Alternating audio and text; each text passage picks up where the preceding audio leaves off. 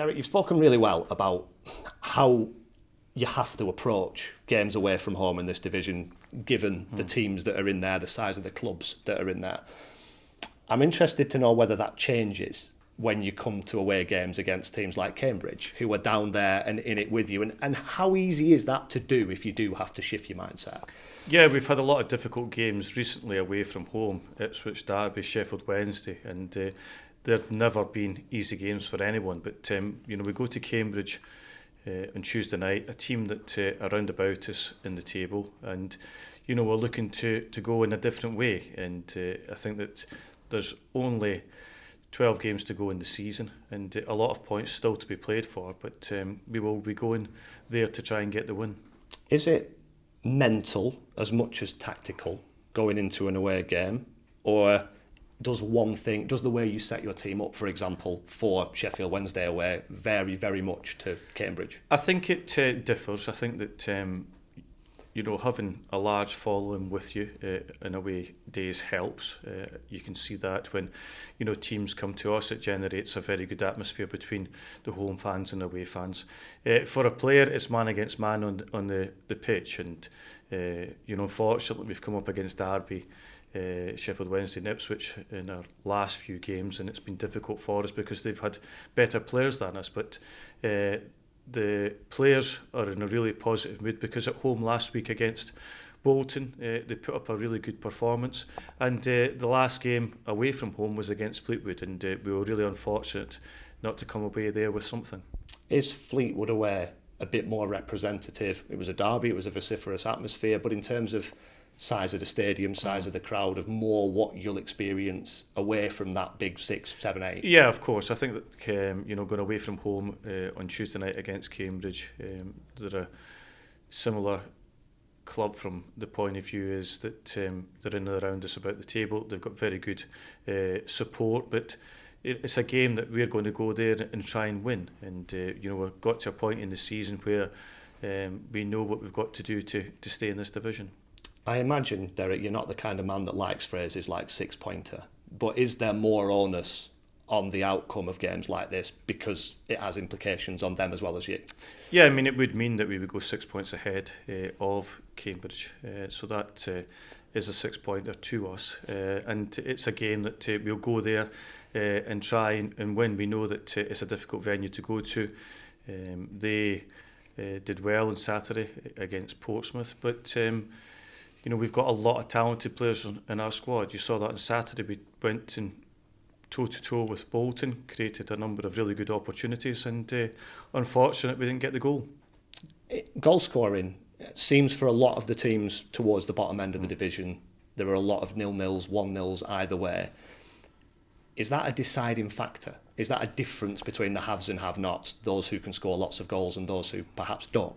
Yeah, I mean, you need to score goals from all over the pitch, but you do need match winners in your team, players that can score a goal out of nothing. We have now got a number of them in the squad. We've seen that. At the start of the season, Jensen Weir, scored 9 goals. We've got Adam Mayer, we've got Hunter, we've got Crowley, we've got Stockton. Liam Shaw can, pop up with a goal as well. And we've got defenders that can score goals from set plays.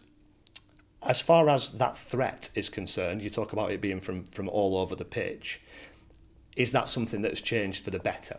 Obviously at home you've been getting the results, but is that changed since the transfer window markedly? Yeah, I mean, we've got better options, and players coming back from injury as well has certainly helped us. But with that option in the transfer window, with the ones that have come back from injury, it certainly enabled us to play in a slightly different way at times. How keen is everybody to improve this away record? Obviously, you've talked about the big clubs that you've been to. 7 points away from home is the lowest in the division. Does that need to change? Can you rely on your home form? No, we would need to win away from home. We need to pick up wins away from home to allow us to collect enough points to be in League One next season. And we understand that. The players have been trying hard to do that, and we will be doing that tomorrow night. Is the danger with really good home form that it puts lots of pressure on your next home game if you're not winning away? It can be, but we enjoy playing at home. the players do enjoy going away from home at times, but we just haven't been on the right end of a bit of fortune at times away from home. We've been in situations where we hit the bar against Port Vale and 2 seconds later they got the pitch and scored a goal. Against Fleetwood, it was their first attack in the game and they score. So a bit of fortune needs to favour us. We haven't had a penalty this season. We haven't had a penalty for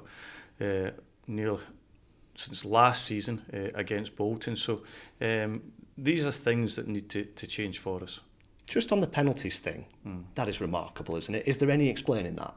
Yeah, the referees haven't got the correct decision. We've had apologies from the association a number of times this season that the decisions haven't been correct. And even the goal against Ipswich that Connolly scored got chopped off, we would have been winning that game. And these big decisions don't go for you a lot of the time because you are the smaller club, and it's probably that's because of the amount of supporters that other clubs have.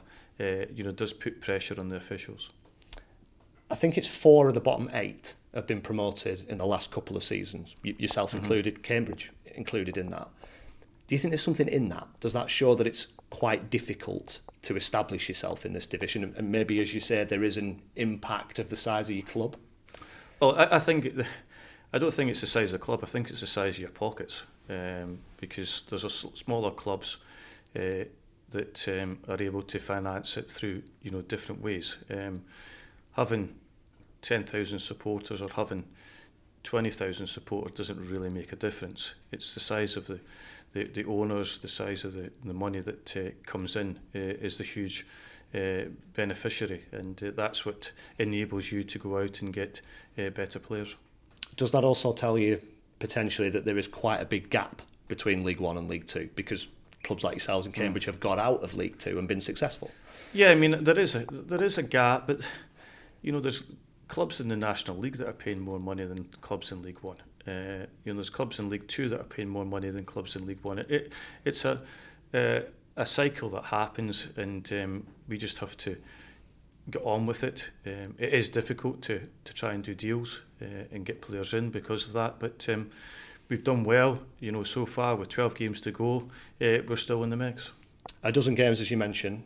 I think you're 10 points away from your tally at the end of last season, which kept you up and would have kept you up comfortably, a couple of points from the relegation zone.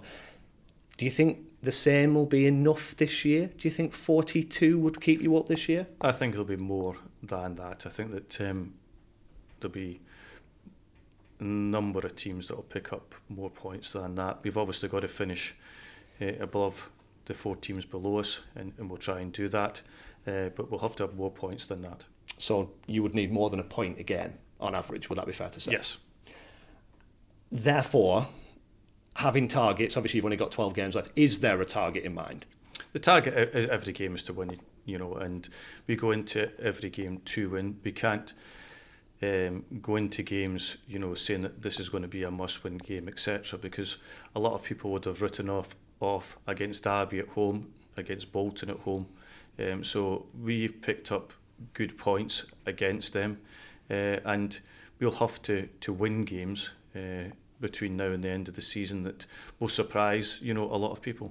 And just on Cambridge, is the pressure on them? They're at home, they're below you in the table? I think the pressure's on both of us. I don't think that there's one or the other. With just under a quarter of the season to go, it's extremely tight. A win for either side enables them to catch the teams above us, and there's a lot of clubs playing on Tuesday night that have difficult fixtures.